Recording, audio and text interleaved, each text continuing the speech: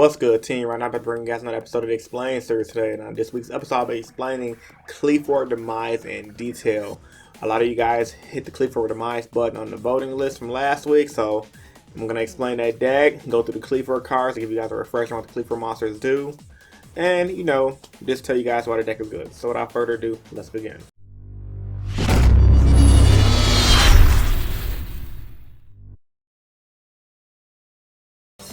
Alright guys, so welcome to Qliphort Demise Explain. So like I said in the intro, I'm just going to go over basically what the deck do, tell you guys why the deck is good, and I'm also going to be explaining some weaknesses. So without further ado, let's begin. Why this deck is good? The deck is good because it's a simple strategy, it has a fuck ton of floodgates, and it's a pendulum deck. Simple strategy basically meaning that the deck whole goal is to just win by floodgating the opponent via cards like Rivalry of the Warlord, Skill Drain, or Necro Valley, which is straight up beat down with their 2400 Qli monsters. So the deck floodgates and has some strategy in that fashion, and it's a pendulum deck basically meaning that the monsters can reoccur every turn. So playing against this deck, just be on the lookout for on the deck just reoccurring on you if you wipe their field. Now granted, the list right here that you're seeing is one of many different lists that is all over the web. This one in particular is from JRB Jobber, another YouTuber. I'm pretty sure a lot of you guys know who he is already. He top 16 the YCS Providence with his list, so I wanted to use his list because it was the first one I could find, honestly. And with that being said, I think it's an overall solid list. Shout out to Vexicus4666 for getting the list, as you guys can see right here. But overall, I really like what Jobber did with this list. Pure floodgate, which is why the deck is so damn good, and it draws a lot via cards like the return card that draws one card. So now let's give you guys a little refresher on some of the Qli monsters, just in case you guys forgot what some of the Qli monsters did. And I'll wrap up with traps and explaining some of the deck's weaknesses. So Qliphort Scout, as you guys already know, this is the 1-card scale. You pay 800, add 1 Qli card from your deck to your hand except Scout. It's a normal monster, so it's searchable via cards like that Pendulum Sorcerer card. It'll be right here with the mouse. Depends, I think it's called Pendulum Sorcerer. Official name will be on the screen if I mess the name up, but Scout is pretty good. The card was limited to 1 for a reason. If you guys remember from last year back in the day, people had a lot of jokes for Qliphort with the pay 800 memes and etc. So overall, Scout is what made the deck. Is the original broken Pendulum card, which is why it's at 1. And honestly, I think it's the only reason why Qli is still a thing. Next up, Qliphort Monolith. Now this is one of the newer Qliphorts that came out last year, like mid to late last year, and this one pretty much states you cannot his pendulum effect states you cannot specimen Qli monsters, well except for Qli monsters. This effect cannot be negated during the end phase. If you tribute summon this turn, you can draw a number of cards equal to the number of Qli monsters you tributed for the tribute summon this turn. Now the reason why Monolith is so good in this variant in particular, because if you guys remember what Card of Demise states, Card of Demise states that you got to discard your hand during the end phase. So once you draw with your Card of Demise and bring out your Qli monsters through tributes, you can end phase discard. You can set all your traps end phase, discard nothing, and then with Monolith draw up to 2 to 3 cards depending on how many monsters you tributed for the turn. So overall, it just adds more continuation to the plussing in this deck. And plus, Monolith is a 2400 beast stick, so you pendulum summon him out. He's really good, and he's searchable via the pendulum searching card.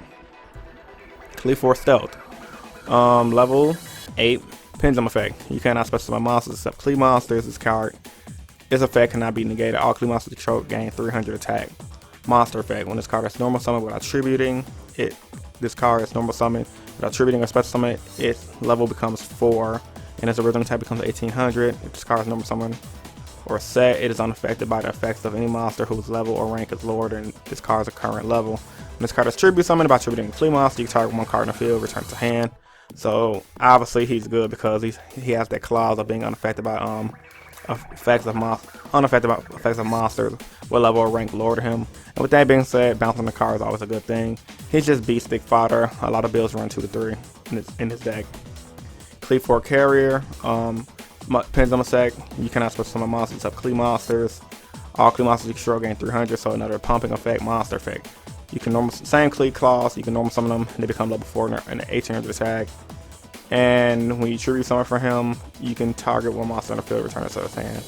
or I'm sorry, if this card is tributed, my apologies, you can bounce one card from your hand. So if you tribute Stealth, if you bring out Stealth by tributing a Carrier, you can bounce one monster in the field to return to hand, and use Stealth to target one card. So you can bounce one spell and then bounce one monster, which is a really solid combo the Qli deck has always had. Next up, Helix, same Qli clause, but when he's in the Pendulum Zone, your opponent loses 300, and then you can normal summon him. He becomes 1800 attack. If he's normal summon, of course, he's unaffected by the effects of any monster, level rank, etc. And if he's tributed, you target a spell and trap on the field and destroy it. So overall, solid card. Popping back row is really good. Popping scales is really good. Now the last Qli card we're gonna go over is Saqlifice. Equipped to only a Qli monster, it gains 300 attack and cannot be destroyed by battle. The equipped monster can be treated as 2 tributes for a tribute summon monster of a Qli monster. If this card is sent from the field to the graveyard, you add 1 Qli monster deck to your hand. So that if you open up with that, let's say for example any of your Qli guys, you can normally summon that Qli monster, play Saqlifice and pass, stall the Qli guy, and then tribute summon the next turn, bringing out things like your Stealth to start bouncing and popping stuff. In addition to that, with Saqlifice, you gain the 300 attack, and he adds. So this card was actually limited to 1 due to the fact of how powerful it was and the advantage it gave the Qli archetype. Now, Qliphort Demise, the card that made this deck oh so fucking good. Draw until you have 3 cards in your hand. Also for the rest of the turn, after this card resolves, your opponent takes no damage. During the end phase of this turn, send your entire hand to the graveyard. You can only special summon one. You can only activate 1 card of Demise per turn. You cannot special summon during the turn you activate this card. So that's a good card. Like I said, main concept. You want to set your whole hand, draw 3, set up your scales, start tributing with your Qli cards, and you're just gonna set up for next turn. Just want to plus so fucking hard. This card just took this deck above the radar and brought Qli back from the tier 3 bracket that it was floating into a tier 2, going into tier 1.5. Overall, solid card for the deck. I can honestly see this card getting hit in the near future. More than likely limited to 1. I think banning is justifiable, but a limit to 1 should suffice. Now I'm just gonna go over the traps in the deck. There's too many to fucking go over. I don't want to make 1,000 slides for this video, but for the most part, the traps and floodgates this deck uses goes from Necro Valley, as you guys already know, to stop cards that move cards in the graveyard. Cast Trap Hole, which is a format favorite right now. Rippling Mirror Force, which is really good for those hands that you break and you can't draw monsters. Rivalry, which is also another great card. All the Qlis are the same type, so it's good against the Cosmo Fire King deck. The Skill Drain, the Solemn Brigade, strike is so good. This card, can't think of its name right now, but it's when you tribute summon a monster, you draw 2. So you tribute summon the Qli, get the tribute effect, and you draw 2. It's really good. And of course, the Floodgate Vanity is Emptiness, like I just mentioned in my top 10 Floodgate video. This card is too good. In the deck, side decks, Full House for the mirror match. The Monarch Storm Force for rogue decks, and then the Iron Walls for Cosmos decks, and then the Master Trick for the Monarch decks, and then the Hughes Revolution is over for people who like me, who like to run the Triple Twin Twister. Now let's go over some of the deck's weaknesses. While the deck is very good, it is very linear. I mean, all it is going is drawing a bunch of cards, setting your hands, and passing. So it's a very simple strategy. And while it's a simple strategy, it is an old strategy, meaning how many decks have you had in a game of Yu-Gi-Oh! To just go for a set 5 pass and bring out big beefy monster? Tons of decks, and we already know how to beat those decks via cards like you're seeing right here, Full House, Word of Decree, etc., etc. And if your opponent doesn't have a card to stop those cards, they're usually gonna lose 9 times out of 10.